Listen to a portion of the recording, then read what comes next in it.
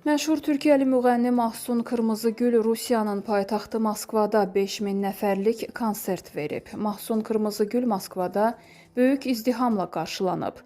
Biletləri günlər əvvəl satılan konserti izləmək üçün 5000-ə yaxın tamaşaçı arenanı doldurub. Kırmızıgülün çıxışı zamanı duyğusal anlar yaşanıb. Sənətçi səhnədə xərçəng xəstəliyindən vəfat edən Yezidi qız Natellanın hekayəsini bölüşüb. Məlum olub ki, Natella konsertdən cəmi 20 gün əvvəl vəfat edib, lakin 3 ay öncə biletləri alaraq bu gecəyə qatılmağı çox arzulayıb.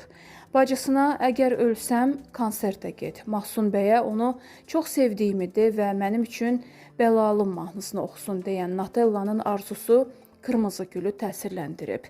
Sənətçi Natellanın bacısını səhnəyə dəvət edərək onunla birlikdə Bəlalım mahnısını ifa edib. Zalda duyğusal anlar yaşanıb və tamaşaçılar bu jesti alqışlarla qarşılayıblar.